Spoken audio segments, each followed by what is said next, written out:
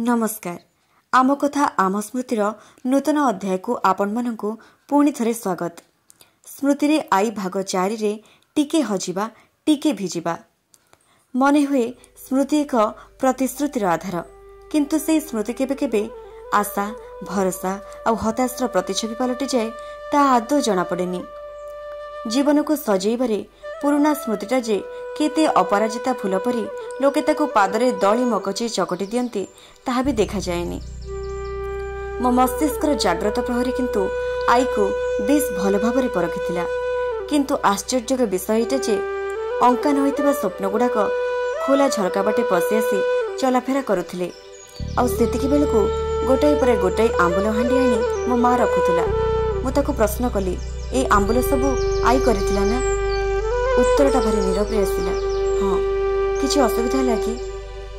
हांडी गुड़ा देखे तो आंबुल गुड़ा बेस सतेज थिला, जेपरी मने होतिला एमाने सब एई वर्षर, किंतु सेते बेलकू 3 वर्ष हो जाइथिला।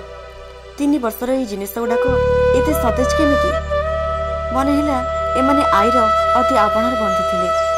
से जानिथिला तापरी अन्य माने केही तार जत्न नै परिबेनी।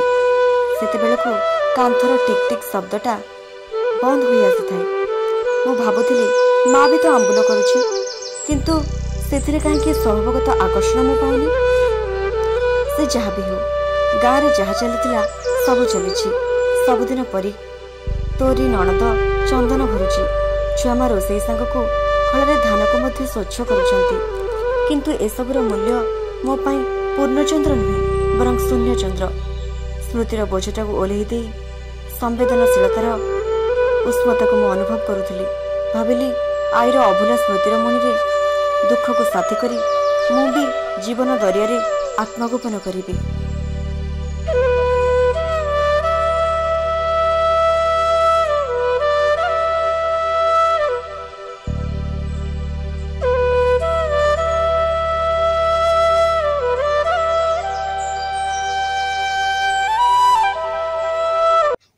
आपण मानंकु जदि स्मृति रे आई भाग 4 कहानीटी भल लगिला तेबे आम चैनल को लाइक शेयर और सब्सक्राइब करने को जमा भी भूलिबेनी।